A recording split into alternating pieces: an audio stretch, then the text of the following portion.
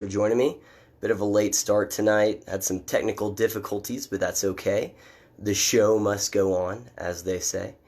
I hope you all had a good weekend. I know I did. We went up into the mountains and went snowmobiling and hiking around and had a good time on Friday and Saturday. And I got to say that even if all I did was just kick rocks all of Friday and all of Saturday, if that's all I did, and today I still got to have that amazing football game, it would still be a great weekend, right? Because the Chiefs won. We beat the Tennessee Titans going to the Super Bowl, Super Bowl 54, for the first time in 50 years. The Chiefs are going to have a Super Bowl appearance. It's pretty cool. It was a great game. They did the same thing that they did against, who did we play? Oh, Houston. Houston last week, where it's like, oh, let them score a whole bunch of points on us, and then we'll start playing football. So my blood pressure was definitely pretty high for the beginning of the game, and then even at the end, it was like, all right, we're going to close this thing out. But anyway, it was an amazing football game. It was awesome to watch. So it just means that February is going to be bonkers, all right? So listen to the first week in February. So February 2nd, Super Bowl 54, the Chiefs are going to be playing the San Francisco 49ers. The Niners whooped up on Green Bay Packers. It was a really high-scoring game there as well, so that should be a really good game. So that's on February 2nd. The next day, February 3rd, is the Iowa caucuses, which will tell us a lot about kind of where the Democrats are right now in their nomination process. So that's going to be a big deal. And then the day after that, on February 4th, is the State of the Union, which President Trump will be giving while in the middle of an impeachment trial in the Senate. So that will be interesting to watch, to say the least. And then just a few days after that is the 8th Democrat debate on February 7th, which is in New Hampshire, and it'll be just a few days before the New Hampshire primary. So there's a lot going on, at least in the beginning of February.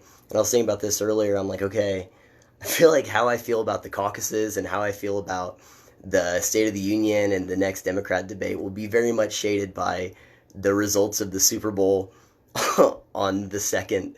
Because there's a good chance, like, if it goes well, if the Chiefs win the Super Bowl, I'll be like, Iowa caucuses, everyone wins, man, that was great, Iowa, you did a good job. And the State of the Union will be like, oh, that was great, everything was good, very engaging, good job, yada, yada, yada. And during the Democrat debate, a few days later, I'll be like, yeah, everyone wins, it was a great debate performance. But didn't Tom Steyer do good? Like, it'll just give me rose-colored lenses forever. But if the Chiefs lose and they, suck it up and choke, I'll just hate everything. So definitely expect there to be some of my mood coming out, at least in the streams that I do following the Super Bowl. So we'll see what happens. Yeah, and I guess actually February 2nd is a Sunday, so I'll still do my stream then, but again, we'll see how my mood is. It'll either be really giddy or it will be just the most morose thing you've ever seen. Anyway, so here's what we're going to talk about. All that to say, go Chiefs. Super Bowl 54, let's do this thing, right? Congratulations to the Niners. Excited to see you there. Anyway, so here's what we're going to talk about tonight. We're going to do a brief Iran update. There's kind of an interesting story out of Iran that I want to touch on. And then we're going to do a brief impeachment thing, just kind of where that's at. There's some big stuff happened this last week.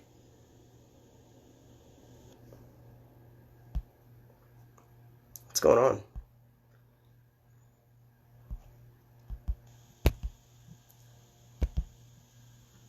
Whoa, that's crazy. Okay, yeah, my screen got super blurry there for a second. Anyway, I didn't know if I disconnected or what. Like I said, technical difficulties tonight. It's a duct tape production, always has been. You know what you signed up for. Anyway, so we're going to talk about the impeachment, and then we're going to touch on the primaries, the debate, the big Bernie Sanders, Elizabeth Warren thing, and kind of what that tells us about where the Democrats are right now and some of the bigger conflicts that are spilling out into the open. I've got some thoughts on that. And then we'll end with kind of discussing Martin Luther King Jr. and how, like, Martin Luther King Jr. Day is tomorrow. And so, I want to discuss him and his legacy, probably go through his I Have a Dream speech. I have all that here. One of the things that took me so long is, I usually run through what I'm going to talk about before I go live because, I want to have it kind of clear in my mind.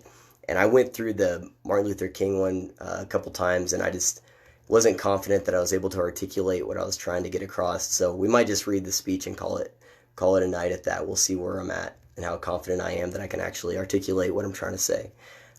Anyway, that's your peek behind the curtain of what's going on in my mundane mind over here. So anyway, so Iran. So here's what happens. So the House passes this war powers resolution. It's mostly symbolic, but it's restricting President Trump's military actions in Iran. He has to remove all hostile forces from Iran within 30 days. And so the House passed that, which means it goes over to the Senate. The Senate has to vote on it. But again, this is a largely symbolic thing. The other part of it is that it's not even clear whether it's legally binding or not. It's kind of one of those separation of powers questions that could kind of go either way. But again, it's largely symbolic, but the Senate will still have to vote on it. And even in all the articles I read about this, all of them acknowledge, like, yeah, they did this after things de-escalated, so it seems symbolic, seems kind of pointless, but, whatever, that's fine. But here's a story to kind of, again, I want to emphasize, they can pass these war powers resolution. Oh, we don't want to go to war with Iran. That was one of the things they talked about in the debates is, we're more in danger of going to war now than ever before, and all that other stuff is, kind of one of the things they talked about at the debate on this past Tuesday. But here's a story that, again, emphasizes what I've been saying, which is the U.S. doesn't want to go to war. Iran doesn't want to go to war. No one wants to go to war. Iran has bigger things to worry about. So here's a story that just from a few days ago. Quote, an Iranian international chess referee has said she's afraid to return home after state media published photographs of her apparently not wearing a hijab, as is mandatory for women under Iranian law. Again, remember, Iran is just a oppressive theocracy that enforces Sharia law, so women have to wear hijabs legally or else they'll go to jail. There's a woman who's serving 2 years in jail right now for taking her hijab off, in protest. So it's a big deal over there. And there is pictures circulated by the Iran state-run media. Iran has that just like, North Korea has state-run media that is obviously totally biased and just tries to push the agenda of their authoritarian state. But the state-run media published these pictures of her not wearing her hijab.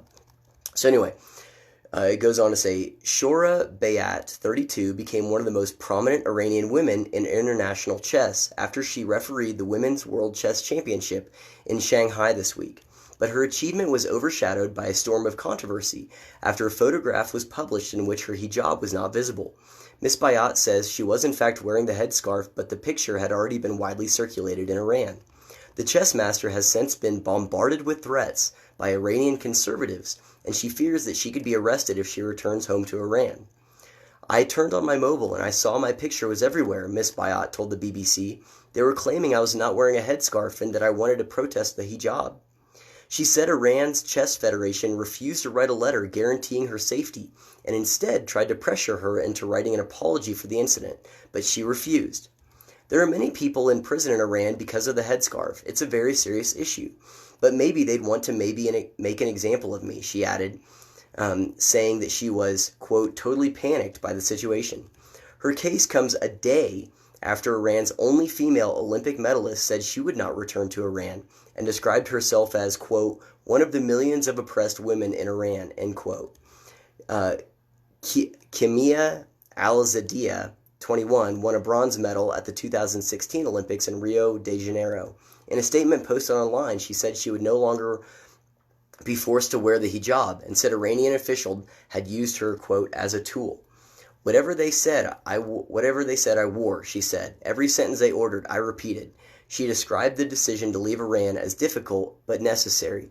So anyway, suffice it to say, Iran, like I've said, they don't want to go to war. They have a growing group of people in their country that are just sick of the oppressive regime. They're arresting protesters, and the eyes of the world are on Iran even more so than before. In the beginning of December, there were all these pieces that were written about how Iran is committing all these human rights violations and so on and so forth, and how, they're arresting thousands and thousands of protesters. They're firing on people that are running away, and how it's really egregious. And then after all this happened with Soleimani and the tensions between the U.S. and Iran shot down a freaking commercial passenger plane, killing over 170 people. Protests have been bigger than ever before. And the world is looking at Iran. There's a lot of support for the sanctions that the U.S. is going to put against Iran. So they don't want to go to war. They've got bigger fish to fry, like oppressing women and killing gay people. they've got their mind on other things. So war is not going to happen. That's where things are at with Iran. And honestly, I hope that the more stuff like this circulates, the more likely it is that Iran will revolt and be able to successfully overthrow the mullahs, because it's oppressive as all get out over there. And again, this is one more reason why it's just absolutely insane. The people that were defending Iran after the killing of Soleimani and after the stuff with the rockets, it's like, no, don't defend these guys. This is a horrible regime. To defend them or to claim that they're somehow morally similar to the United States is absolutely insane. Anyway, so that's where stuff is with Iran. I wouldn't expect anything else that'd be going on there, but I wanted to give you guys a brief update on that, because that thing with the chess referee is just one more reason why, like, Iran is not in a good place. They're hanging by a thread internally and externally, and more than ever before, they are going to be trying to, at least in some way, seem like they're minding their P's and Q's, because the world is watching right now. Anyway, okay, so on impeachment. So here's what happened this past week.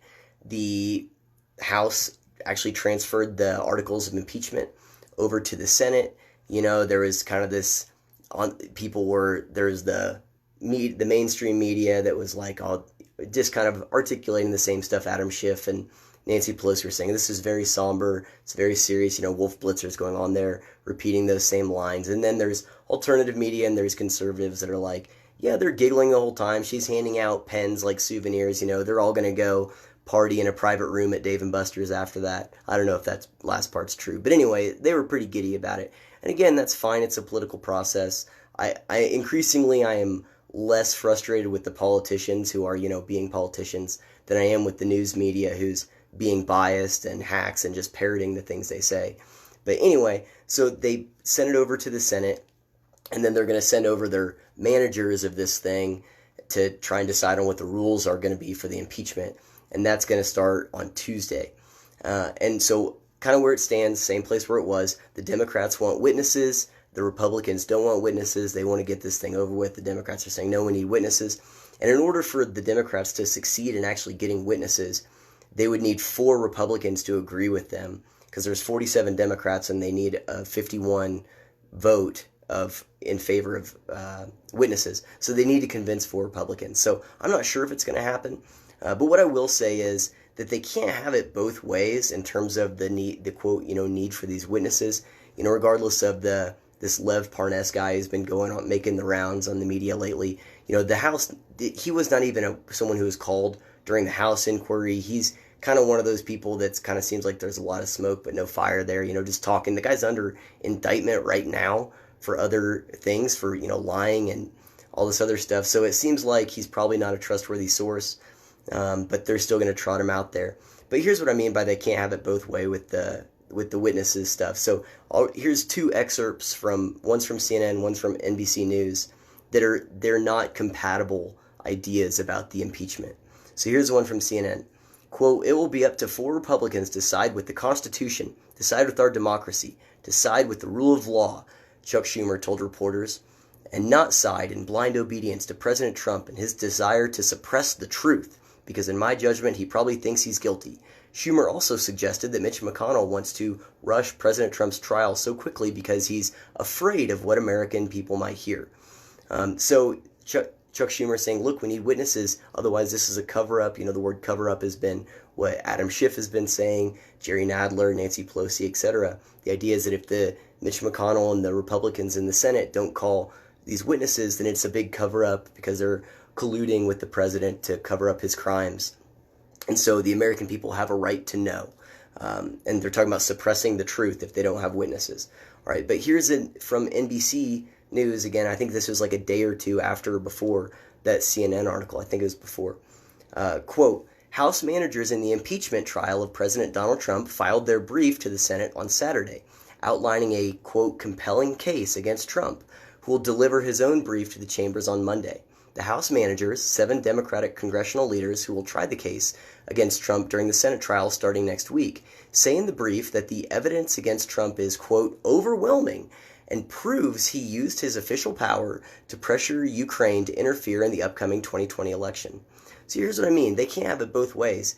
If it's so overwhelming and it, again, quote, proves the actions of the president, in the brief. So whenever they're talking about the brief, they're talking about basically the fruit of the inquiry that took place in the House of Representatives and all of, the evidence and all the stuff that they accumulated in why they felt it was necessary to impeach President Trump and all of their supporting evidence. And so they're saying, look, this is overwhelming. This proves the crimes of the president. This is so damning. That's what they said all during the impeachment inquiry. This is overwhelming. This is damning stuff. This, that, and the other thing. Well, if that's the case, and the evidence is so overwhelming, then the Senate shouldn't need additional information, right? There's nothing to cover up because the truth is already out there and can't be suppressed, as Chuck Schumer was saying. So if it's super overwhelming, then the Senate has everything it needs and they don't need to call witnesses or can't be a cover-up because the truth has already been exposed by the House of Representatives in this amazing case brief that they have as a result of their inquiry. But if they do need witnesses, and it would be suppressing the truth, if they don't call witnesses, then it shows that the House of Representatives brief is totally inadequate in proving what it claims to prove, and that the claims of it having this overwhelming evidence can't be true. So either the House brief is sufficient, and what they did in the House was really good, and it made a lot of sense, and President Trump gave them no choice, or it was entirely insufficient, it was a partisan hit job, and the Senate would need to, as Mitch McConnell said, do their homework for them. But they can't have it both ways. And so I'm not sure which one of those ideas is ultimately going to win out. But what I will say is I think that for most people, like those are two mainstream news sources. And so most people can look at that and go, yeah, but wait, so is what they did in the House of Representatives good enough or not? If it wasn't good enough, then why did they do it? And it kind of reveals the partisanship there. One thing that the New Yorker wrote about last week that was kind of interesting, they agreed, at least it seemed like, with what I've been saying about the framing of all of this in terms of delaying the articles going over. So the New Yorker said, quote, "For weeks, Speaker Nancy Pelosi refused to turn over the articles until she'd received assurances from Senate Majority Leader Mitch McConnell about what kind of trial he planned to run. No such assurances were forthcoming, although Pelosi arguably succeeded in one respect, turning the debate away from her side's forthcoming defeat in the Senate to the matter of what would constitute a fair trial. Democrats have redefined victory to mean not necessarily winning the case, but merely getting a proper hearing for it." End quote. So that's what I've been saying, is that in delaying it, Nancy Pelosi was able to reframe it of that this isn't about the partisan nonsense in the House. This isn't about us losing again. I said, we all know what's going to happen here, and then we didn't know what was going to happen there. And so they're saying, look, yeah, she did reframe it, and I think that's probably right. The main question is going to be is if the reframing was enough to put pressure on just a few Republican senators to accept the premise. One thing I will say is that I have seen the way even people on the right have accepted this premise of an impartial trial, which again is insane. I just happened to be walking by a TV that had this local news. We're talking to a GOP senator. I don't even know who it was. And they were like, how can you be impartial? President Trump endorsed you. How can you? And he's like, yeah, I'll be impartial. I'll be impartial. It's like, what? No, you're not. No, you're not. Why are you accepting the premise? That's insane. There was a piece in The Hill just the other day calling for Mitch McConnell to recuse himself because he said he wouldn't be impartial. Again, these guys aren't jurors. This isn't an actual trial. This is a political process. No one is going to be impartial here. If you're a Democrat, you're biased. That's why Bernie Sanders, Elizabeth Warren, Amy Klobuchar, Kamala Harris, Cory Booker, etc., during all of the Democrat debates earlier in the year, or at the end of 2019, were saying, yeah, he needs to be impeached. Senator Warren called for his impeachment at the beginning of 2019, before any of the Ukraine stuff. So they're not impartial, nor should they be, by the way. I don't think that's wrong for them to not be impartial, just like I don't think it's wrong for Mitch McConnell to not be impartial. But the premise has been accepted. And again, if there's articles calling for Mitch McConnell to recuse himself, it does show that there has been some traction with the way that Nancy Pelosi's been able to reframe this. So we're going to get a lot of our answers this coming week. So I'll talk about that next week in terms of how successful were they able to get some Republicans on board with saying, oh, we do need to call these witnesses. So we'll see what happens, but I do think it's interesting. And again, whenever the State of the Union happens in, I guess, like less than 2 weeks from now, President Trump will be giving it in front of a Senate that will be impeaching him or deciding on his impeachment. So makes for some pretty interesting TV. So the Democrat primaries. Anyway, that's where impeachment stands. We'll see what happens. The Democrat primaries. So there was a debate this past Tuesday. It was super duper boring. It was in Iowa. It was one right before the Iowa caucuses. It was kind of like the last debate of people making their case before going to Iowa. And again, Iowa usually sets the stage for how the primaries are going to go. A lot of people's votes are decided by, oh, this person did really well in Iowa. And because of how important electability is right now in this Democratic primary, that's the main thing. I think people, like whoever does well in the first two debates, the momentum will carry them forward because of the idea of electability. At least that'd be my perception. So anyway, so it's a big deal. But the debate was super boring. Biden got to just coast. He barely said anything, but he was alive. He did prove that he was alive, which is basically all he had to do. Amy Klobuchar had a really horrible showing. She went over on her time for every question. I don't know what she was thinking. It was probably her worst debate performance yet, outside of the one where her hair was shaking like crazy. Anyway, so she looked really bad. The main thing that happened, and this is what everyone was waiting for, expecting, was kind of the kerfuffle or whatever between Elizabeth Warren and Bernie Sanders to be addressed. So again, in case you've been living under a rock, right before the debate, like a day and a half before the debate, CNN broke this story that in 2018, when Bernie Sanders and Elizabeth Warren were talking once, that Bernie had said that he didn't think a woman could be president. And then, CNN breaks the story and Elizabeth Warren releases a statement that, yeah, he said this and I disagreed with him and all this other stuff. And so people were waiting for that to be addressed. Obviously, that was Elizabeth Warren, her campaign, just totally kneecapping Bernie Sanders. There's no reason to believe that he would have said that. And there's no reason to believe Elizabeth Warren, generally because of how disingenuous she's been for this entire campaign, and just the overt lies that she tells. But people were waiting to see how that would be addressed. And really what it became an indictment of, one, CNN, and an indictment of Elizabeth Warren. Bernie Sanders walked away, I think, looking the best here. His poll numbers didn't shift. Elizabeth Warren continued to drop. But a lot of this kind of showed one of the broader issues of media bias. So here's how they brought it up. So the moderator is a woman named Abby Phillips who works for CNN. And she was addressing the question to Bernie Sanders and asked him, like, here, this came out, you've denied it. And he's like, look, no, I didn't say that. And not only that, in 2016, there were people that wanted her to run for president, and I deferred to her. I was like, if you don't do it, I will, but I'm going to give you first choice. And he said Warren didn't want to do it in 2016, and so he did. And that's why he was even in that race. And so he's like, of course it's ludicrous. There's clips on YouTube 30 years ago of me saying that a woman could be president. So yeah, no, it's absurd. And then CNN, this is what Abby Phillips says. Quote, I want to be clear here. You're saying that you never told Senator Warren that a woman could not win the election. And then Bernie Sanders says, that is correct. And then this is what Abby Phillips does, okay? This is insane. So then she looks at Elizabeth Warren and says, quote, what did you think when Senator Sanders told you that a woman could not win an election? Like, what? So Bernie Sanders just straight up said, I didn't say this. There's no evidence that he said this. This is truly she said, he said kind of thing. And he denied saying it. And then they turned to Elizabeth Warren and just acted as if he didn't deny it, acted as if it was totally fact that Bernie had said this. And then this is how Elizabeth Warren responds. She said, because they're like, well, what did you say whenever Senator Sanders definitely told you that? And she said, I disagreed.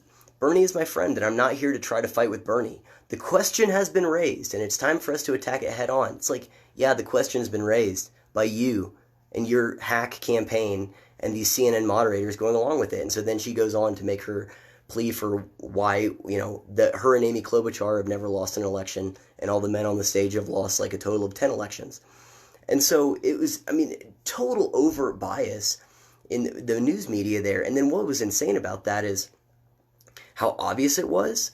And I think that it was a good thing for a lot of people to see that, whenever people talk about, like myself, I talk about bias in the media, people only think that it's like a left versus right, or that's like something that people who aren't fully on the left, that's just their perception. and that's like something that conservatives say and some conspiracy that all the Fox News watchers say. But it's not just a left versus right, that CNN, they have ideological preferences, and because there's such ideological differences in the Democratic Party, like, they clearly have a bias there. Like, Abby Phillips asking that question in that way clearly demonstrates her bias. And so I think that was good for people to see of like, no, it's not just that they're biased against conservatives. Yes, that's obviously true, but they're also biased against anyone who isn't how they think, which is an establishment Democrat, really, in a lot of ways. And so that's why they're straight up super biased against Bernie Sanders. And what was crazy is that after the debate, they go and shake hands and stuff, and Bernie reached out his hand. Elizabeth Warren had made like a beeline towards him, and she refused to shake his hand. And this is how the interaction that happened after that. She said, "I think you called me a liar on national TV." And Bernie Sanders, because he's like 400 years old, he says, "What?" And then she repeated it. She said, "I think you called me a liar on national TV." And then Sanders says, "Let's not do it right now. You want to have that discussion? We'll have that discussion." And then Warren says, "Anytime." And Sanders says, "You called me a liar. You told me." And then he realizes he's getting pissed, and he just like kind of throws his hands up in the air and he says, "All right, let's not do it now." And then he kind of walks off. And so I was, again, bonkers about that is we only saw the video, and then CNN released the audio afterwards, presumably because they thought it made Bernie look bad and it made Warren look good. But really, again, I think it made CNN look really bad, because it's like, if you're those people on that stage, you're going to assume the mics are off. And I would be like, I don't trust you. Like, I thought the mic was off. And so I would consider that some type of violation of privacy. But anyways, you got to feel for Bernie Sanders here, where, the next day, so on Wednesday, so the debate, I think, was on Tuesday. And on Wednesday, I'm combing through all of the mainstream media trying to find, okay, how much are people going to talk about that insane line of questioning from Abby Phillips and how biased it was against Bernie Sanders. And on CNN, it's all about how Elizabeth Warren had her greatest debate night yet, and same thing on Huffington Post and all of the main websites, and NBC, all that stuff, and all of them were all about, like, oh man, Elizabeth Warren did so good, what a powerful debate performance from Elizabeth Warren. And there was only a few articles I could find of where people were like, this is bullcrap, what are you talking about? I can't believe they did this. And so it was a ton of things propping up Elizabeth Warren and a lot of anti-Bernie hit pieces, and what was really bonkers about that is, again, is it shows the media bias against Bernie Sanders here. I think I said at the time, I was like, I was either a tweet or something on Facebook or something where I'm like, look, I don't like Bernie Sanders' policies. I think they're garbage, but he deserves better than the way he was treated there. And I think that's true. And his supporters were pissed, rightfully so. Here was from a Huffington Post article just the other day. It said Bernie Sanders called the Democratic Party intellectually bankrupt in a 1985 letter.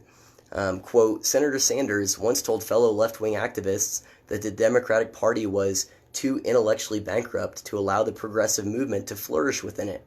In a 1985 letter newly obtained by Huffington Post, in which Sanders debated running for governor, he wrote, quote, whether I run for governor or not is really not important. What would be a tragedy, however, is for people with a radical vision to fall into the pathetic camp of the intellectually bankrupt Democratic Party. I believe that the real changes that are needed in this country are not going to be brought about by working with the Democratic or the Republican Party. So, two things there. One is, again, that underscores that even back in the mid-'80s, I think this is probably a legit letter, but the fact that Huffington Post is posting it is a hit piece. They've actively endorsed Elizabeth Warren. But it shows that even in the mid-'80s, Bernie Sanders was like, yeah, this is the vision I have is different than the Democratic Party, which is what I've been saying. That's what I talked about last week from that piece from that socialist magazine, Jacobin, saying the same thing. Bernie recognized it then. That's why I think when he first started winning elections, he ran as an independent, and then he became a Democrat. The other part about that is, again, is it shows all these hit pieces against him is that there is some type of machine, working against Bernie Sanders and propping up Elizabeth Warren. One thing that I really can't understand is, this is kind of the code that I'm yet to crack, is that I don't understand why the establishment seems so enamored with Warren again all of a sudden. And maybe it's not so much that they are for her, but it's just that they're so against Bernie that they're going to prop her up in this. But because of her policies that are so crazy, especially like the wealth tax, the fact that the guy who wrote her economic policies, Gabriel Zucman, I think I've talked about him before, is a straight-up communist. And it's, I mean, big deal, like totally unapologetic about it. I mean, the guy calls for state-run media in the U.S., getting rid of voter ID and voter registration for our elections. I mean, he's a real deal communist, and he's the one who wrote her economic plans, including her wealth tax. So I don't understand why there are people that in the Democratic establishment that seem like they're propping up Elizabeth Warren, because it's hard to kind of distinguish her from Bernie Sanders and some of the policies. I'm wondering if it's not so much that they're for her, but they're against him because of the momentum he seems to be getting this time around. One thing I was thinking about also is, I don't know why he didn't change his strategy going into this election. I mean, in 2016, the DNC was totally working against him. A lot of people in the mainstream media were working against him. And so the fact that he didn't come out swinging this time around is kind of astounding to me. I think he made the same mistake of, he didn't attack Elizabeth Warren and then she kneecapped him. And that's where I've said before, I think Bernie, even though he has bad policies, I think he is a principled kind of guy. And I think that's one of the things that's going to cost him here. But his supporters are pissed. There was a few articles that I was reading about how his supporters were like, if you guys nominate a moderate and basically 2016 happens again, we're going to stay home because screw you for doing this. And I totally understand that. Now, one thing that I have been thinking about, and let me know what you think about this, I think this is kind of where my mind's at right now, is not so much about who the nominee is, but who the VP pick will be for that nominee. So let's say, default Joe Biden gets the nomination. Joe Biden is approximately 4,000 years old. And so I think that if they pick a energetic, well-spoken, progressive, intersectional, whatever checks those boxes, running mate for Biden, I think that actually would do a couple things. One is it would totally get the progressive base jacked up, because they'd be like, okay, good deal, Biden's probably going to die here in 4 minutes, so then we'll have our progressive president with our progressive policies. I think that a really energetic, progressive VP pick would probably destroy Mike Pence in the VP debates, to be totally honest. Mike Pence he didn't strike me like as a standout debater during the presidential election in 2016, and they do have VP debates, so I think that people forget Mike Pence is not very popular with a lot of people, and he's the vice president. So I think that he would probably get destroyed by a progressive in the debates. Maybe I'm wrong, but I think that at least that'd be the perception. And the other thing that would happen there is that if they did get a real deal progressive as the VP nominee, is that would probably seal the deal for the progressives within the Democratic Party in terms of who's going to win out. Because, if people thought that that person would be a shoo-in for the president, then now we have socialist president, whoever, and the progressive will have won. One thing I've been thinking about, I wrote about this earlier in the week, in the movie Captain America, the First Avenger, so there's this group, Hydra, that Red Skull runs, and they operate within the Third Reich under the Nazis, but they're not actually part of it. They're just kind of feeding off of it. And at the end of the movie, it's revealed, they have this master plan to bomb all of Red Skull's enemies. And like one of the Nazi guys comes over there, he's been checking on their progress, and he sees that the map of all their targets, Berlin is on there. And he's like, you're talking about your enemies, Berlin's on that map. And Red Skull's like, yeah, we all knew that Hydra was going to outgrow Hitler eventually, and we would move out of his shadow. And then we would just, take over and do our own thing like our plan was all along. And so I think that there's a lot of ways in which the progressive movement has operated in a similar manner within the Democratic Party, kind of feeding off of its energy, feeding off of the legitimacy, bringing people slowly over their side. But I think that there is a good chance that they will outgrow the Democratic Party, just like Hydra does with the Third Reich and Captain America.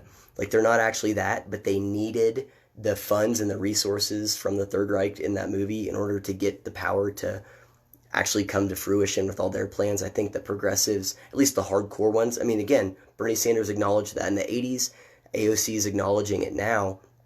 Like, I think that there's a similar thing happening there. And so if there is a VP pick that is really woke, really progressive, and that person becomes, it's like they legitimize the progressive movement for mainstream Democrats, then the progressives will win. The other side of it is that if they don't do that, if they don't nominate someone, sufficiently woke or whatever, is it'll further split the Democratic Party and probably ensure Trump's victory in 2020, because people won't be motivated to go out and vote because of how popular. I mean, Bernie Sanders really did legitimize this stuff back in 2016. He was considered a radical then. Obviously, there's still a lot of people that consider him radical now, but in terms of making things like Medicare for all mainstream ideas, he absolutely succeeded in that.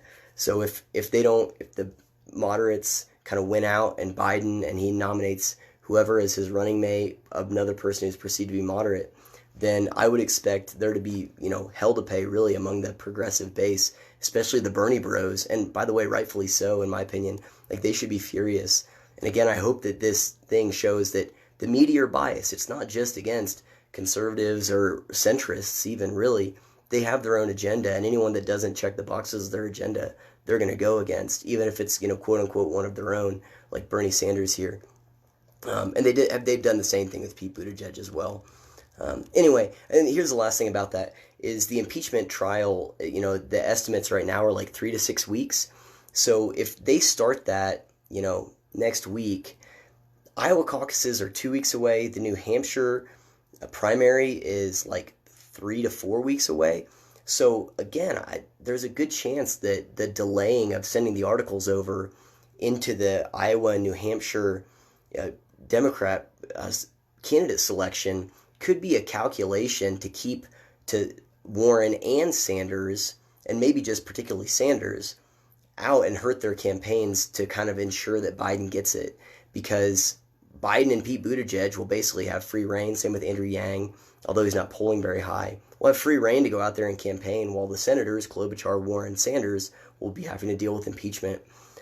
So we'll see how all that plays out. But it does seem pretty bonkers, and I think it's bonkers also to not think that Pelosi isn't totally aware that, by sending the impeachment at this time, these are the senators who won't be on the campaign trail. Like, she knows what she's doing. So again, I think that if we don't exactly know what's going on, it's safe to say that there is a plan. So whether it was reframing it or hurting some of these, probably just mostly Bernie here, I think they know what they're doing. The establishment knows what they're doing. Okay, so my wife sent me this quiz that the Washington Post has. It's 20 questions of like which Democrat I should vote for in 2020, which one agrees with me the most. I have not taken this. It was based on more than 85 policy questions to the campaign. So I'm going to take this now, so we'll see. Thought it'd be kind of fun to take it, live for you guys and see which Democrat agrees with me the most. So I'll read the questions and tell you the answers that I pick. And there's only 20 of them. So the first one. Some gun control advocates have called for a federal registry of guns. If someone buys a gun, they, 1, should have to register it, 2, should have to register it if it's an assault weapon, or 3, should not have to register it. So I'm going to pick 3. I don't think they should have to register it. That is not good. Candidates who agree with me. The first one that popped up was Pete Buttigieg. All right, question 2. Recreational marijuana should, 1, be legalized federally, 2, be decriminalized and left up to states to legalize, 3, remain illegal federally. I'll pick the middle one. I think it should be decriminalized and let states do what they want. I'm more in favor of states' rights. Let states, pass whatever policies they want, and people can stay or go. Candidates who agree with me, Biden and Bloomberg. Okay. Question 3.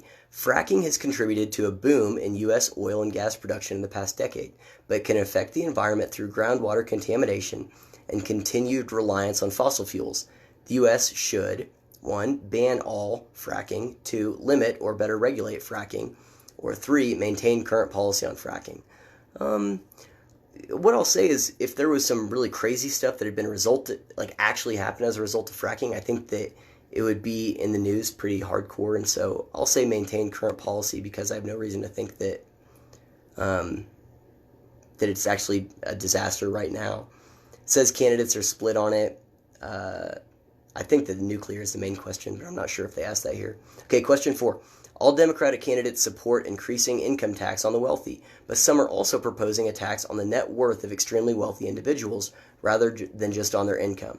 The U.S. should or should not enact a wealth tax. Should not. Nope. Candidates who agree with me, Biden, Bloomberg, and Yang. Okay. Here's question 5. Some Americans currently get their health insurance through federal programs like Medicare and Medicaid.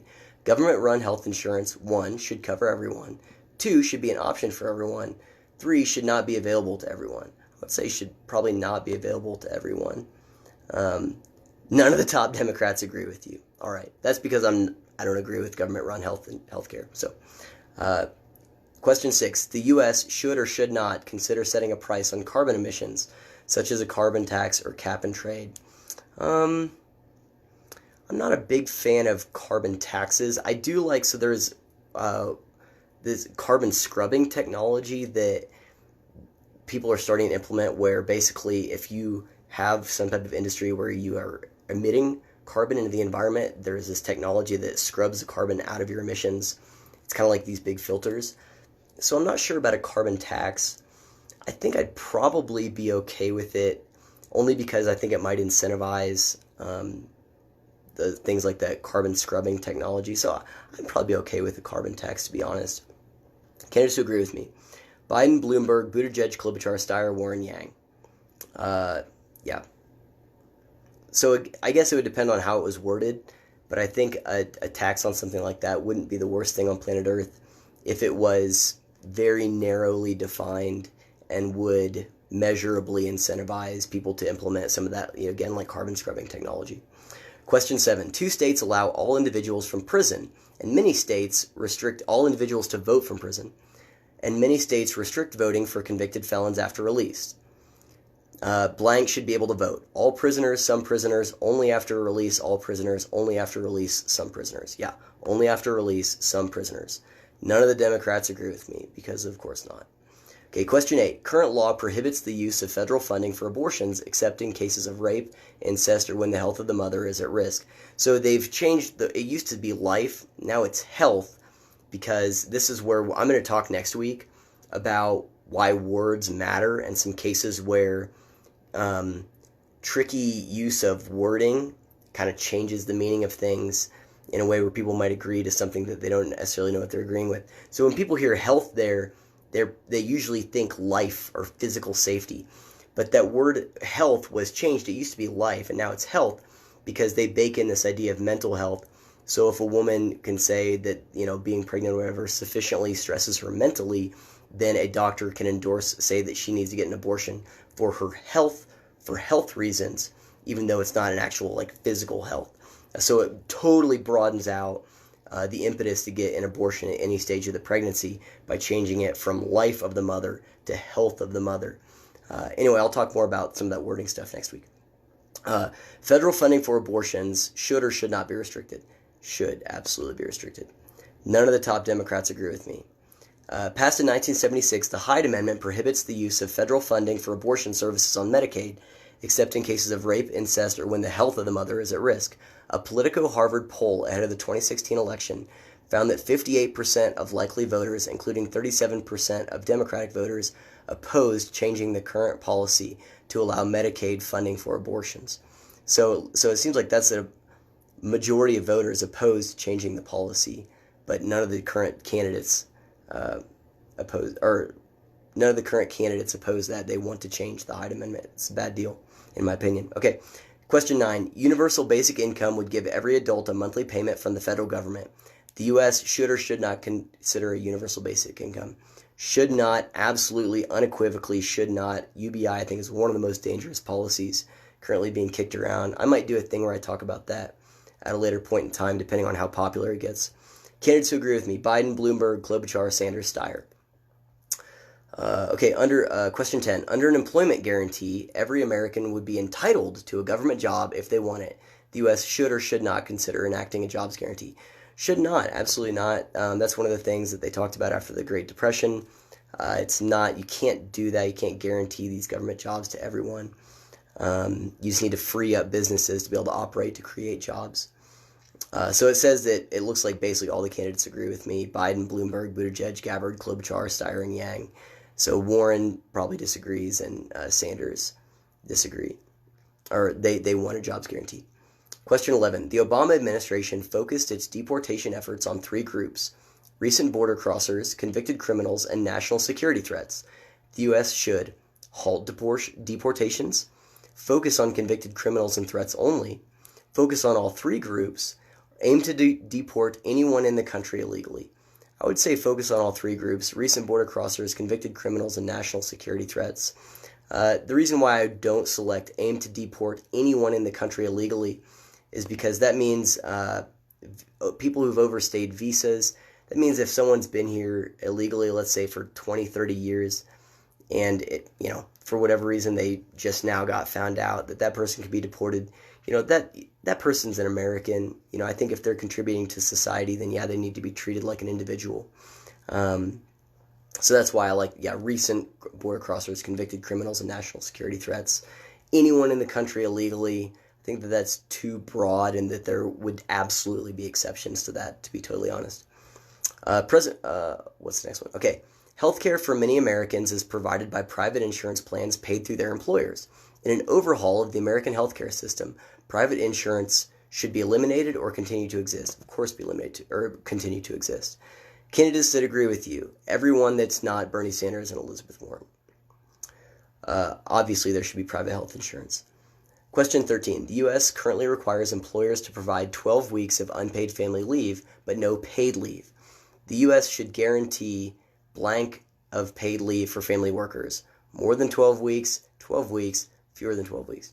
Fewer than 12 weeks. I don't think that should be guaranteed. No one agrees with me. Here's why I think that is that there are a lot of companies that just do that. Because that's how the market works. If you want to attract the best employees, you give the best incentives to work there. There are companies that now have paid leave if you get a pet for like a pet adjustment period. The government didn't need to force that. They just do it. The government doesn't force Google to have, pinball machines and all the other crazy stuff they have at their headquarters. They just do it because Google wants to be a place that attracts the best employees. So in a competitive marketplace, companies will have the most incentives to get the best employees if it's a job that is a high demand job. So they don't need to have 12 weeks of guaranteed paid federal leave. And the other thing there is, if you do that, let's say, this is one of the things that people don't talk about, but let's say you're a small business and you're forced to pay someone 12 weeks, that's paying them for 3 months of not doing anything for you. 12 weeks of unpaid labor. Let's say that person decides to quit and become a stay-at-home parent, whether it's a mom or a dad afterwards. Well, you just paid them for 3 months and then they're going to quit. So there is a lot, especially if you're a small business, that's a big hit to your finances. So absolutely not. I think that if you have a good skill set that's in high demand, then companies will compete for your labor. Okay. In the past year, the U.S. government spent nearly $1 trillion more than it raised, but some argue that urgent policy initiatives should take priority over limiting the national debt. The president should or should not commit to stabilizing or lowering the national debt. Absolutely should. This is going to destroy us if we do not. Candidates who agree with me. Oh, that's interesting. Biden, Bloomberg, Klobuchar, and Steyer. That's interesting. Now, they're saying that they want to raise taxes on the middle class in order to stay deficit neutral. I think that's a bad idea. You could also do this thing called cut spending. What a novel concept. But yeah, if we don't address the debt, that's one of those, I've talked about this, where the plot's going to find us sooner or later because of the insolvency of Social Security and Medicare and Medicaid. Here within the next, I think like 8 years, I think all of those will be insolvent. Okay, 15. The Supreme Court has had 9 justices since 1869. The president should or should not consider adding more justices to the Supreme Court to change its ideological balance. Absolutely should not consider that. That's a horrible idea.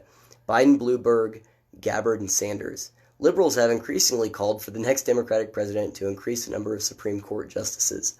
The calls to do so grew after Senate Republicans successfully blocked Merrick Garland's nomination on the bench in 2016 under President Obama. President Roosevelt planned to pack the high court after its conservative members struck down parts of his popular legislative accomplishments, such as minimum wage increases. Roosevelt backed down from the plan after the court reversed its ruling on the minimum wage issue. Yeah, Roosevelt was going to pack the court because the court said this is unconstitutional. And actually, the other thing he was going to implement was term limits. And so he basically threatened, bullied the Supreme Court into putting through a bunch of garbage policies. Question 16.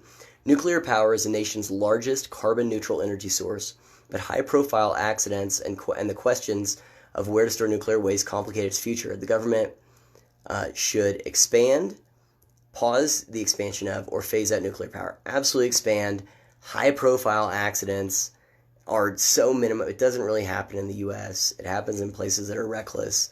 If people that are concerned with a cleaner future, that want to lower the climate change, the impact humans are having on climate change, and don't support nuclear power, are absolutely out of their mind. Candidates who agree with you. Andrew Yang. Yeah, so after the 3 Mile Island, Chernobyl, and Fukushima caused concerns about safety of nuclear power and halted new construction in many countries, the 96 active U.S. commercial nuclear reactors generate roughly 1/5 of the nation's power, but 11 are scheduled for retirement by 2025. I didn't know that. 11 out of 96, that's a huge percentage. Only one U.S. reactor began operating in the past 20 years. 2 new reactors are under construction in Georgia with loan guarantees from both the Obama and Trump administrations. Nuclear power is one of the most divisive climate change policies in this primary. Yeah, that's crazy. They absolutely need to expand it.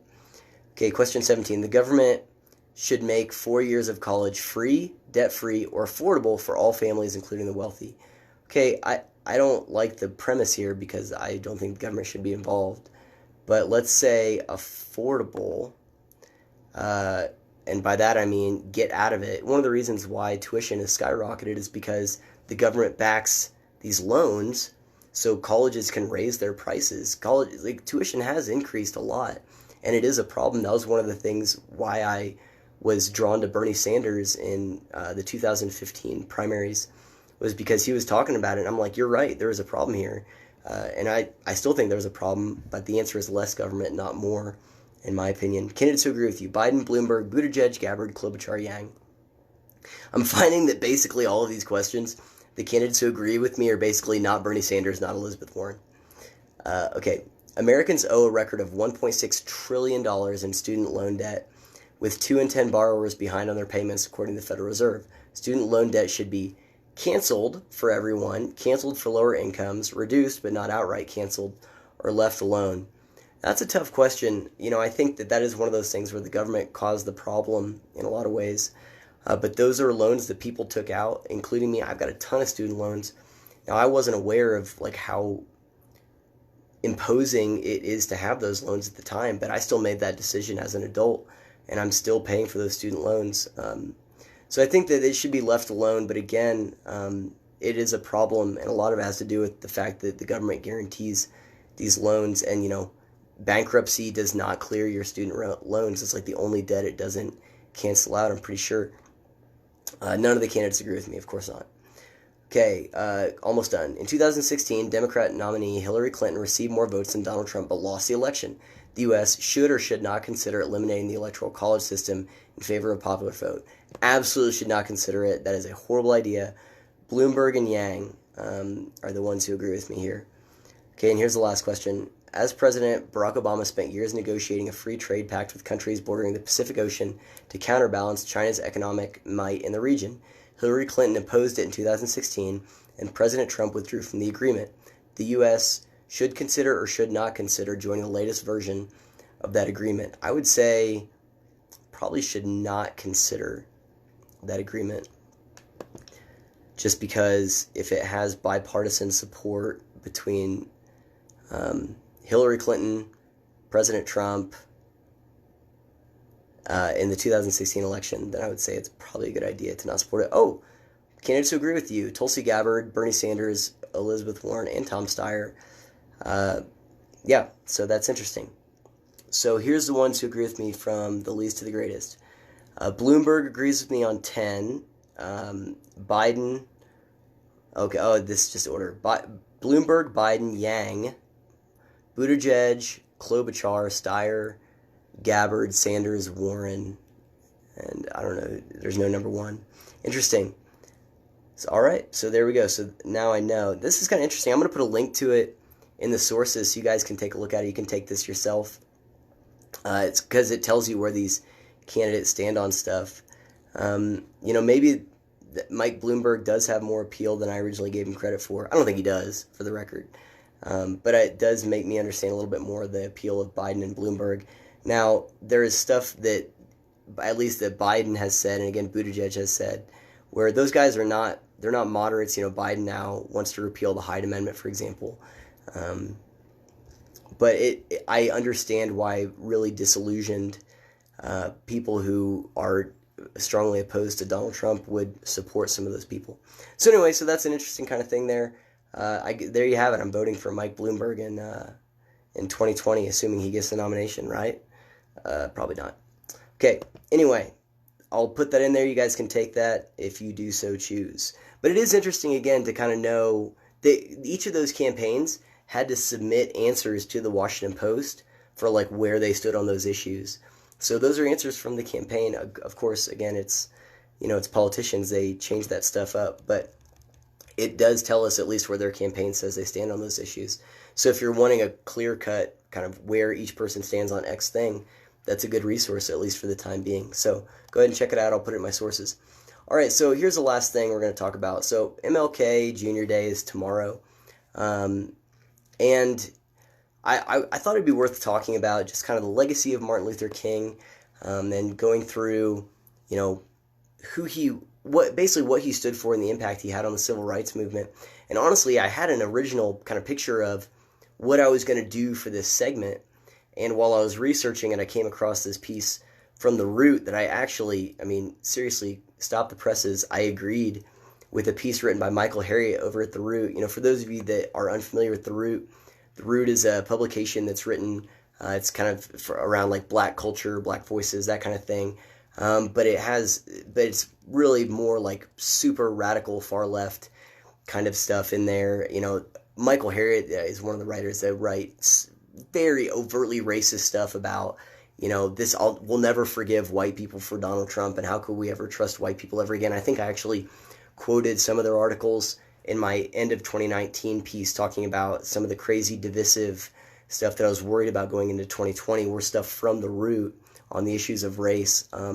But there was a piece that I at least agreed with the beginning of this piece in terms of them talking about Martin Luther King, and it made me kind of rethink about how I wanted to talk about it, because I still want to talk about Martin Luther King, but I was like, actually I think Michael Harriot's right, at least about this beginning part. So I'm going to read that beginning part of what he talk about where I agree. We'll get into kind of some of a more robust picture of Martin Luther King, and then why I think that's important to do that. So here's what he writes about. He says, there are two MLKs. There was once a man named Martin Luther King Jr. who actually lived and breathed. He was a radical who believed in the redistribution of wealth, argued for slave reparations, and wrote that moderate whites who didn't speak out on racism were just as bad as the Ku Klux Klan. 75% of Americans disapproved of that man when he was killed by a white supremacist in 1968. Then there's the Martin Luther King Jr. that exists in the collective white memory. Through a complex combination of whitewashing, self-guilt, and the intentional rewriting of history that absolved them of their hatred, they have painted a sanitized, impressionist portrait of a civil rights icon whose dreams were fulfilled by America's unwavering commitment to justice and equality.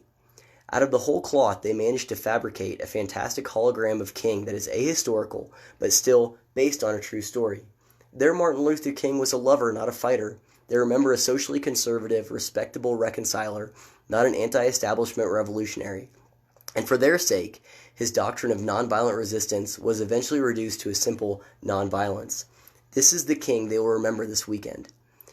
And honestly, I read that and I'm like, you know what? That's a fair assessment.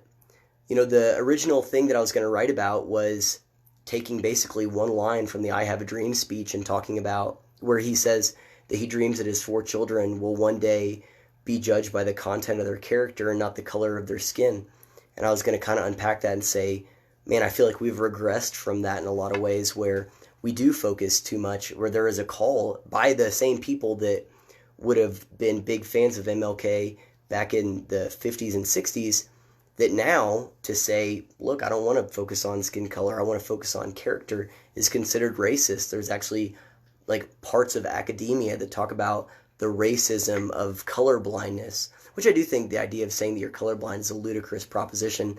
I think it was Tommy Loren said it when she went on The Daily Show, and Trevor Noah was like, what do you do at stoplights? Like, that's the right answer. It's a stupid thing to say that you don't see color. The problem comes into play if you judge someone by color, as opposed to like, you're whatever color, you're a black person, you're a Hispanic, Middle Eastern, Asian, whatever.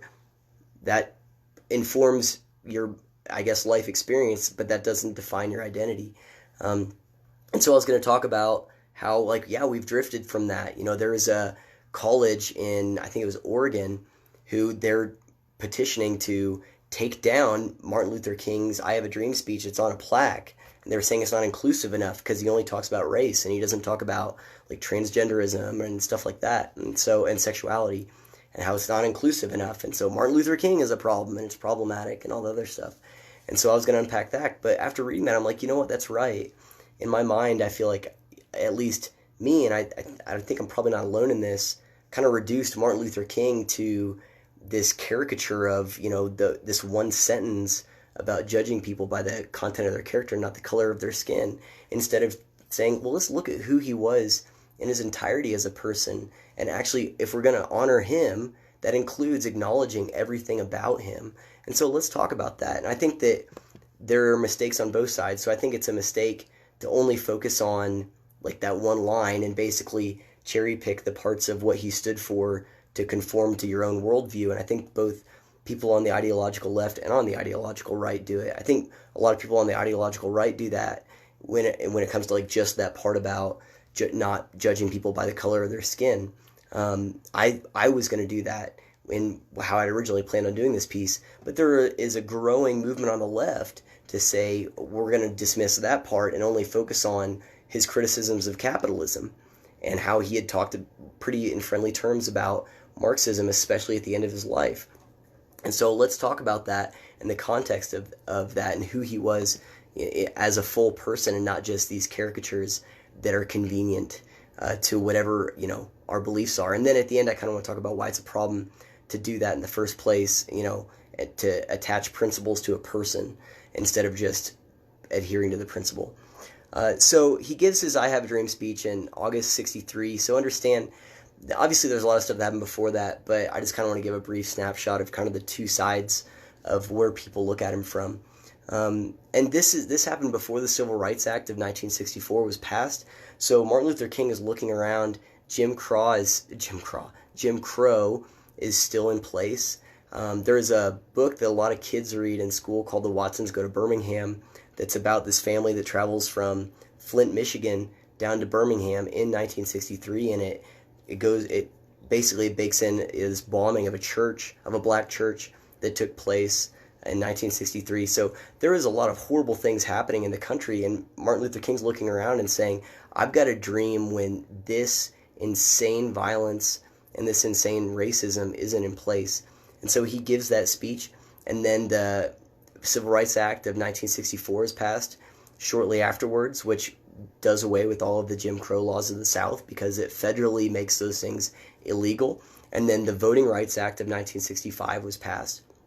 And so there's kind of the Martin Luther King of the civil rights movement of up to that point, basically. And there's other writings where he put, I think it was in the mid-50s, where he was very critical of Marxism, and he said he rejected it outright because Martin Luther King was a pastor as well. Theology was one of the things that he used to support a lot of his claims of equality, and he didn't like the fact that Marx was against religion, and he said, look, if we adhere to Marxism, then that means doing away with my belief system.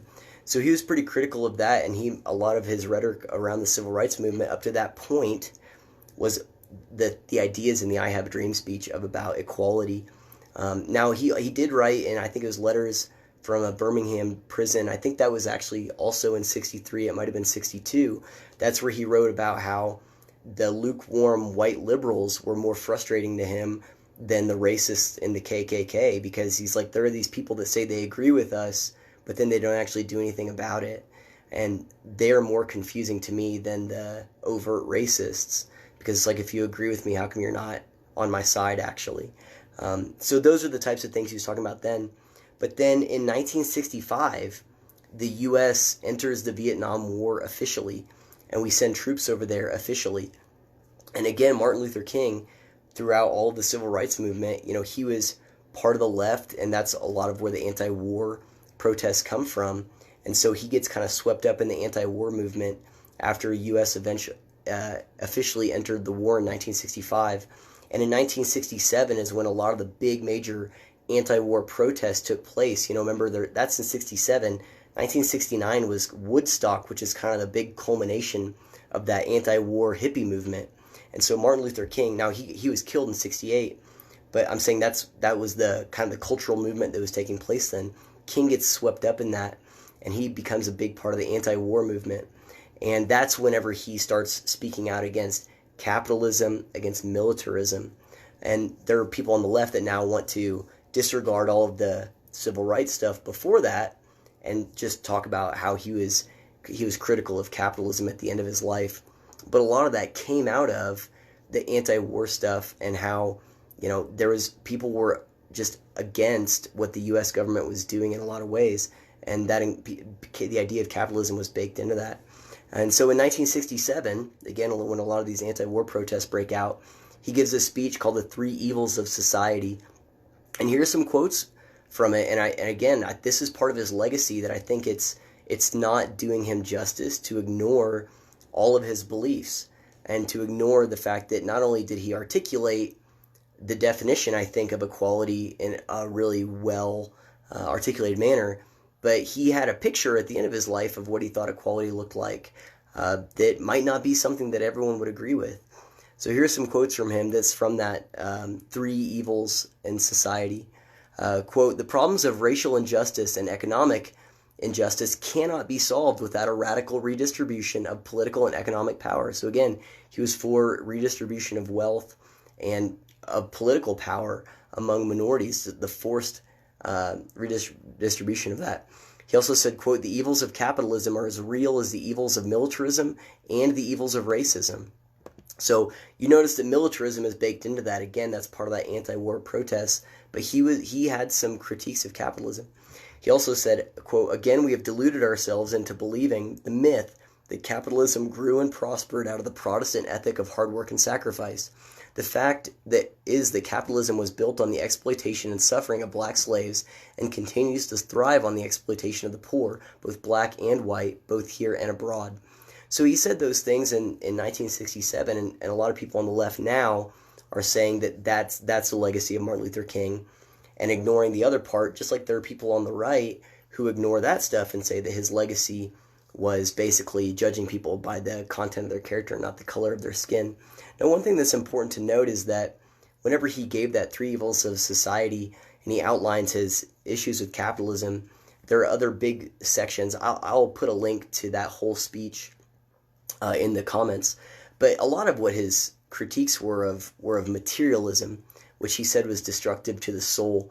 And so again, because of his beliefs theologically, he identified capitalism with the materialism, and he was saying, look, this is about the pursuit of stuff and stuff making you happy, and I reject that notion. Now, the other part of it is that he was looking around and saying that, okay, we passed the Civil Rights Act in 1964, and there's still tremendous economic inequalities, and so he was disillusioned with the system that was in place, and was saying, look, this isn't working, and so we need to redistribute wealth because the black community isn't succeeding under capitalism. It's all exploitative. And I can at least understand why he would think that. Now, Thomas Sowell does a good job of laying out the economic trends in the black community in America pre-civil rights movement and post-civil rights movement. And in terms of like employment and income, all this other stuff, those numbers were actually going up prior to the civil rights movement, and they start to decline after the civil rights movement. So he writes about that in several of his books. I think race and inequality, I think, is one of them he writes about. He talks about it in Black Rednecks and White Liberals quite a bit. But I can understand where King would, despite all that research that Sowell did, I can understand where King would still be looking around and going, this isn't working. And so he had some criticism of capitalism, but again, he opposed authoritarianism. And so he didn't have this picture of Marxism and socialism that a lot of people want to say he has today, when they're saying, no, the real legacy of King was the fact that he was a Marxist. One, no, he wasn't. And two, his criticism of capitalism had to do with what he was seeing economically in the black community, and he was ardently opposed to authoritarianism. So anyway, so that's kind of what I think is important to acknowledge as the legacy of Martin Luther King and, not making the mistake of saying that he is just this one thing, that I like about him and ignoring the stuff about him I don't like.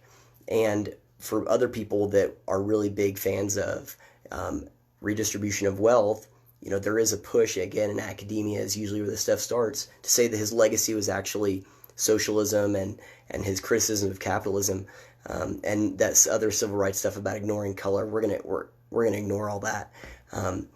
So it's not doing him justice to focus on either of those things. He's just a dude, just like anyone else. He's a complex person, and so kind of the thing I was kicking around in my mind. We'll see if I'm able to articulate this in a way that doesn't sound awful, but is what I think we can learn from that is that we shouldn't attach principles to people.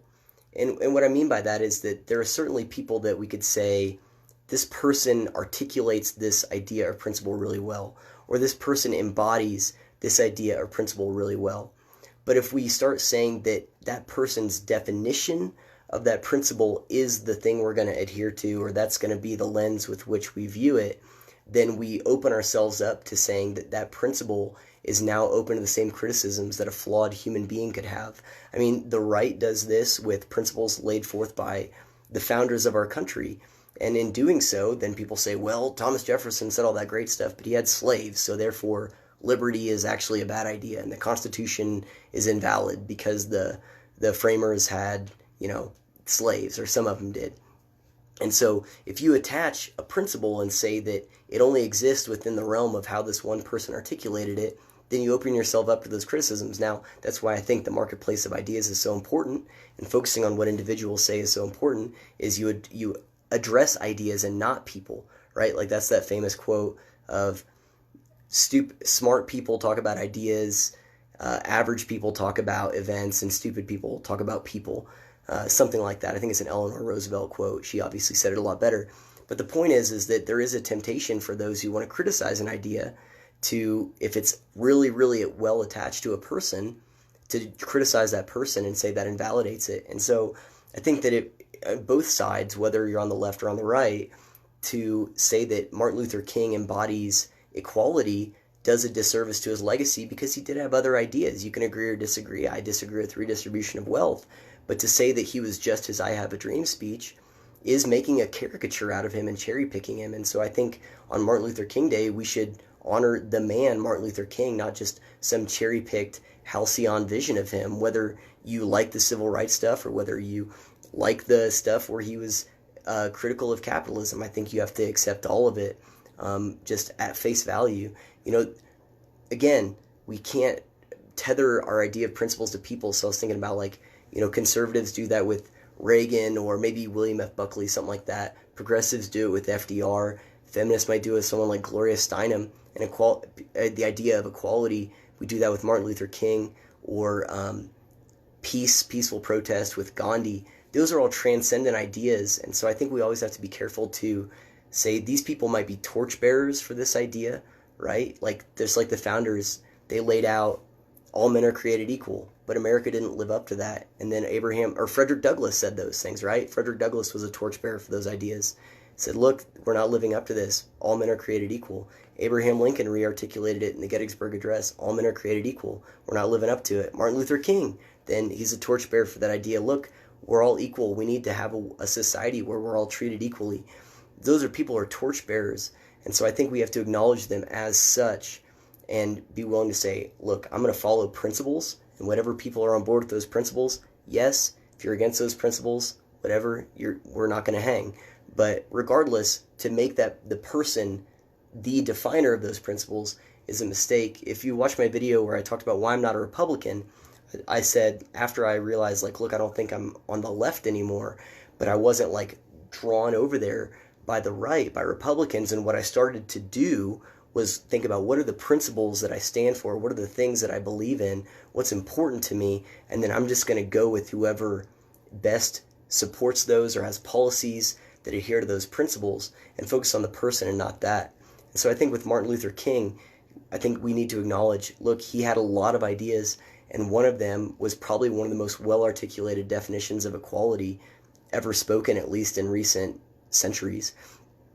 but at the same time say he was just a dude, he was a torchbearer for this idea, and let's honor his legacy by honoring all of his ideas, using it as a springboard to talk about what does equality actually look like, what was his vision actually, and not say, well, if we can't say Martin Luther King would have agreed with X, then it can't be equal. Just like there are people who say the same thing about like Adam Smith with economics, or Thomas Jefferson with ideas about liberty, or whatever. We have to adhere to the principles and not the people. So anyway, I don't know if I articulated that well, but my point is that I think I made a mistake, and a lot of people do this, of making a caricature out of MLK and cherry picking his ideas. And so tomorrow, I think we want to honor him as a person, and as a robust body of ideas, and not just cherry pick what we like about him, whether it's criticism of capitalism or really well-spoken arguments for equality, but honor him as a person. And then in our personal lives, I think the other takeaway is, whether it's Martin Luther King Jr. Day or not, take a step back and say, what principles do I believe in? And do I believe in something because it's tethered to a person, or do I believe it because I just think it's true? Anyway, so I kind of want to close out there, but what I'll do is I want to honestly, I want to read the Gettysburg Address, because it's really short, and because I think it informs Martin Luther King's I Have a Dream speech, and then we'll read the I Have a Dream speech, and then we'll be done. So here's the Gettysburg Address. This is Abraham Lincoln. This is in 1863, November 19th, 1863. I should know that because I put that on my license plate. Anyway, probably shouldn't have said that. Whatever. Okay. 7 years ago, our fathers brought forth on this continent a new nation, conceived in liberty and dedicated to the proposition that all men are created equal. Now we are engaged in a great civil war, testing whether that nation or any nation so conceived and so dedicated can long endure. We are met on a great battlefield of that war. We have come to dedicate a portion of that field as a final resting place for those who here gave their lives that that nation might live. It is altogether fitting and proper that we should do this. But in a larger sense, we cannot dedicate, we cannot consecrate, we cannot hallow this ground. The brave men, living and dead, who struggle here have consecrated it, far above our poor power to add or detract. The world will little note, nor long remember what we say here, but it can never forget what they did here. It is for us, the living, rather, to be dedicated here to the unfinished work for which they have fought, and have thus far so nobly advanced.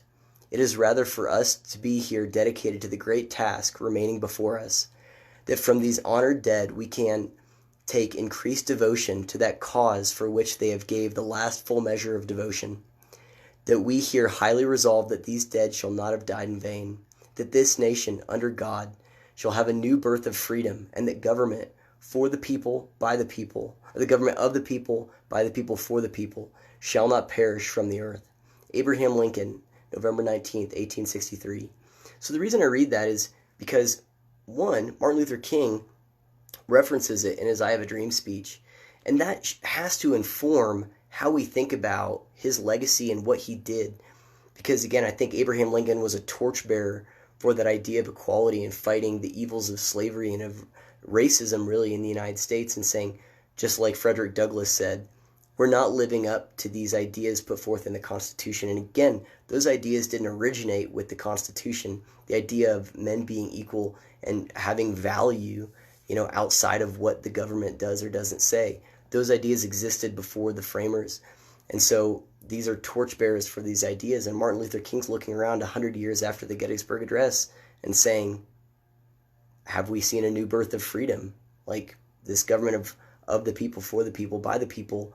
Like, what is that all about? He's looking at Jim Crow and saying, no, we haven't succeeded in that vision put forth. So this is what he says in his I Have a Dream speech. He says, I'm happy to join with you today in what will go down in history as the greatest demonstration for freedom in the history of our nation. So this was a march on Washington, D.C. It's where he gave this. And again, this is kind of the culmination of the civil rights movement leading up to the Civil Rights Act being passed in 1964. 50 years ago, a great American, in whose symbolic shadow we stand today, signed the Emancipation Proclamation. This momentous decree came forth as a great beacon of light, of hope, to millions of Negro slaves who had been seared in the flames of withering injustice. It came as a joyous daybreak to end the long night of their captivity. But 100 years later, the Negro still is not free. 100 years later, the life of the Negro is still sadly crippled by the manacles of segregation and the chains of discrimination. 100 years later, the Negro lives on a lonely island of poverty in the midst of a vast ocean of material prosperity. 100 years later, the Negro is still languished in the corners of American society and finds himself in exile in his own land. And so we've come here today to dramatize a shameful condition. In a sense, we've come to our nation's capital to cash a check. When the architects of our republic wrote the magnificent words of the Constitution and the Declaration of Independence, they were signing a promissory note to which every American was to fall heir. This note was a promise that all men, yes, black men as well as white men, would be guaranteed the unalienable right of life, liberty, and the pursuit of happiness. It is obvious today that America has defaulted on this promissory note insofar as her citizens of color are concerned. Instead of honoring this sacred obligation, America has given the Negro people a bad check, a check which has come back marked insufficient funds. But we refuse to believe that the Bank of Justice is bankrupt. We refuse to believe that there are insufficient funds in a great vault of opportunity of this nation. And so we've come to cash this check, a check that will be given us upon demand the riches of freedom and the security of justice. We have also come to this hallowed spot to remind America of the fierce urgency of now. This is no time to engage in the luxury of cooling off or taking the tranquilizing drug of gradualism. Now is time to make real promises of democracy.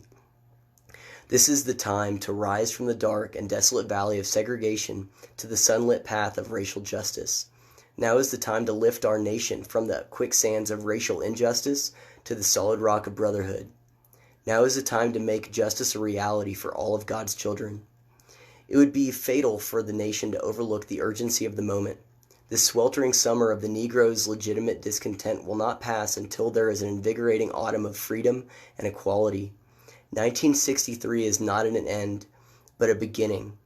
Those who hope that the Negro will needed to blow off steam and will now be content will have a rude awakening if the nation returns to business as usual. And there will be neither rest nor tranquility in America until the Negro is granted his citizenship rights. The whirlwind of revolt will continue to shake the foundations of our nation until the bright day of justice emerges. But there is something that I must say to my people who stand on the warm threshold which leads into the palace of justice. In the process of gaining our rightful place, we must not be guilty of wrongful deeds. Let us not seek to justify, or let us not seek to satisfy our thirst for freedom by drinking from the cup of bitterness and hatred. We must forever conduct our struggle on the high plane of dignity and discipline. We must not allow the creative protest to degenerate into physical violence. Again and again, we must rise to the majestic heights of meeting physical force with soul force. The marvelous new militancy which has engulfed the Negro community must not lead us to a distrust of all white people, for many of our white brothers, as evidenced by their presence here today, have come to realize that their destiny is tied up with our destiny, and they have come to realize that their freedom is inextricably bound to our freedom. We cannot walk alone. And as we walk, we must make the pledge that we shall always march ahead. We cannot turn back. There are those who are asking the devotees of civil rights, when will you be satisfied? We can never be satisfied as long as the Negro is the victim of unspeakable horrors of police brutality. We can never be satisfied as long as our bodies, heavy with the fatigue of travel, cannot gain lodging in the motels of the highways and hotels of the cities. We cannot be satisfied as long as a Negro in Mississippi cannot vote, and a Negro in New York believes he has nothing for which to vote. No, we are not satisfied, and we will not be satisfied until justice rolls down like waters and righteousness like a mighty stream. I am not unmindful that some of you have come here out of great trials and tribulations. Some of you have come fresh from narrow jail cells, and some of you have come from areas where your quest for freedom left you battered by the storms of persecution and staggered by the winds of police brutality. You have been the veterans of creative suffering. Continue to work with the faith that unearned suffering is redemptive.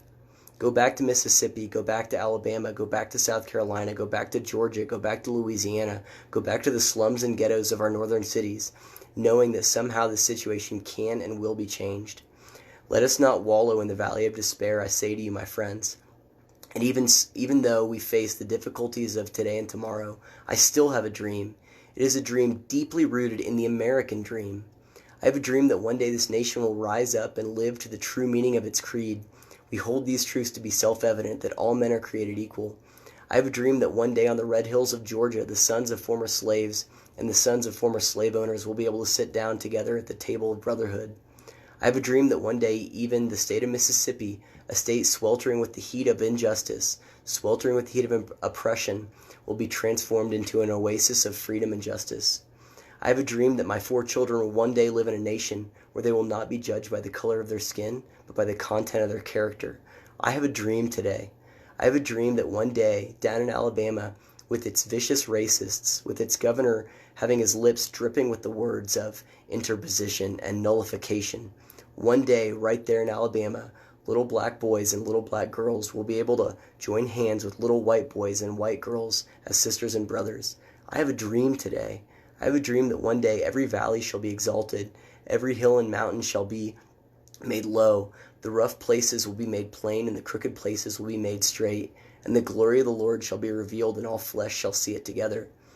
This is our hope, and this is the faith that I go back to the South with. With this faith, we will be able to hew out on the mountain of despair a stone of hope. With this faith, we will be able to transform the jangling discords of our nation into a beautiful symphony of brotherhood. With this faith, we will be able to work together, to pray together, to struggle together, to go to jail together, to stand up for freedom together, knowing that we will be free one day. And this will be the day. This will be the day when all of God's children will be able to sing with new meaning. My country, 'tis of thee, sweet land of liberty, of thee I sing. Land where my fathers died, land of the pilgrim's pride. From every mountainside let freedom ring. And if America is to be a great nation, this must become true. And so let freedom ring from the prodigious hilltops of New Hampshire. Let freedom ring from the mighty mountains of New York. Let freedom ring from the heightened Alleghenies of Pennsylvania. Let freedom ring from the snow-capped Rockies of Colorado. Let freedom ring from the curvaceous slopes of California. But not only that, let freedom ring from Stone Mountain of Georgia. Let freedom ring from Lookout Mountain of Tennessee. Let freedom ring from every hill and molehill of Mississippi. From every mountainside let freedom ring. And when this happens, and when we allow freedom ring, when we let it ring from every village and every hamlet and every state and every city, we will be able to speed up to that day when all God's children, black men and white men, Jews and Gentiles, Protestants and Catholics, will be able to join hands and sing in the words of the old Negro spiritual, free at last, thank God Almighty, we are free at last. So that was King's I Have a Dream speech. And that speech, again, to me is so inspiring, and it embodies what I'm saying of where he was a torchbearer for these ideas, where Martin Luther King, just like Frederick Douglass, just like Abraham Lincoln, and like the founders of this country, were torchbearers for ideas of liberty, of freedom, of equality, of opportunity. And each time, each successive torchbearer would look and say, how are we doing at this? Frederick Douglass said, we're not living up to this. Abraham Lincoln said, we weren't living up to this. And there's the Emancipation Proclamation. And then the horrors of Jim Crow come in, and Martin Luther King and others say, we're not living up to this. So these are torchbearers for these ideas. And so we want to take the principles that they stood for and adhere to these principles, but not say that their principle is or isn't as good as how much we like all of the ideas a person puts forth. And so if you're a person who only wants to honor Martin Luther King for these exact ideas, then you're not giving him his due, and you're not treating him like the individual he was and saying, look, he believed this stuff, and he also had visions later in his life of what that looked like. And so whether you're on the left or the right, he's saying that all of this is rooted in biblical ideas. And so Martin Luther King was a Christian. He wanted people to pray together. So if you don't want America to be an overtly Christian nation or some type of theocracy, then that's not your vision of equality. That was his vision of equality. If you don't support redistribution of wealth, which I don't, then that vision isn't your vision. So that's why you don't want to tie a principle to a person. Martin Luther King articulated some of the best words of, we're not succeeding at this, but we need to be, ever spoken, I think. But those ideas of equality, those ideas of liberty, those ideas of opportunity, those ideas of just common human brotherhood transcend Martin Luther King. And so tomorrow or any other day when we're talking about people who are these torchbearers for these great transcendent values, I think we have to do two things. One is to honor the people as people and not just cherry pick the parts that we like. Say, look, we're going to give the devil his due. Here is what they stood for. Here's what I agree with. Here's what I don't agree with. But then also use those as good self-checks of, am I a person who forms my beliefs around another person, or do I adhere to principles regardless of who puts those principles forth? So that's kind of my challenge to you guys. Again, and for those people who want to say Martin Luther King was just a straight up Marxist and he hated capitalism and he wanted to destroy America. Yeah, he had some redistributionist ideas, but he also rooted everything in biblical values and in the actual words of the American founders, whether it's the Emancipation Proclamation or the Constitution itself. So you have to take the whole package deal, not just cherry pick. Anyway, so that's kind of my thoughts on Martin Luther King. I'm glad that I read through it a second time, because the first time it's hard to not get emotional. I don't just say that like that. I can't imagine being in that moment of, again, seeing churches bombed and people being harassed because of the color of their skin, and it is easy. We forget this was like 60 years ago. That it wasn't that long ago that these horrible things were happening. The 20th century had some of the worst atrocities of all of mankind. I mean, whether it was Jim Crow here or the Holocaust in Germany or Stalin's rule in the Soviet Union or Mao's Great Leap Forward, the 20th century is rife with horrors, and we forget that it really wasn't that long ago. And it's easy to forget that. And so for me to try and go back and just think of, I can't imagine what he was talking about there. I think it's important. It's important for us to do, and also to acknowledge, look at how far we've come from that. I'm not going to sit here and say that I think that all of his dreams have come true for everyone. I think they have for some, maybe not for others. But I will say that we've made tremendous progress as a country, and I am proud of that. I think we still have progress to make, but it's definitely not as bad as a lot of people want to say it is. And I think that he would probably be proud of where we are today. Maybe not with the redistribution of stuff. Maybe he'd be campaigning with Andrew Yang, big fan of UBI, who knows. But it doesn't really matter, because equality is not something that's defined by Martin Luther King, even if he articulated the definition really well. It's a transcendent value, and we also have to remember that as well. Okay, that's it. I don't know how that went, to be honest with you. I'm like, man, I know this is gonna be one of those like, oh, white privileged dude up there reading the "I Have a Dream" speech like he knows.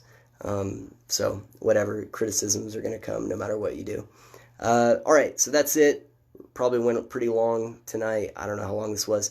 Next week, we're going to be talking about ideas, language. There's a lot of stuff happening. There's some stuff in the UK where there's actually now paid thought police going to be on campus, at least one school in the UK. So that's a concern. So we're going to be talking a lot about speech and ideas next week, and probably give you some updates on the impeachment, all of that stuff. See if the divide in the Democratic Party continues to spill out in the open, or if they make nice, at least for the time being. Anyway, so that's it. Thanks for watching. Please like, share, subscribe, as this is the kind of stuff that you like. My YouTube channel is at Return to Reason. My podcast is also on Spotify. I'll upload this to Spotify. Same thing, Return to Reason. You can follow me on Twitter. That's at My Mundane Mind. And again, if you think I misrepresented anything, if you think that anything was inaccurate, or if I said something that you just thought was wrong, please let me know. I really try to be as authentic as possible. That's why, like I said, I changed all of what I was going to do for Martin Luther King Day, because, I think that Michael Harriot had a point in his article. So if you think that I did anything here that was wrong or you disagree with, let me know. I'm totally open to criticisms. Drop me a message or say something in the comments. But anyway, I appreciate you watching. I hope you have a great night, and go Chiefs. See you next week.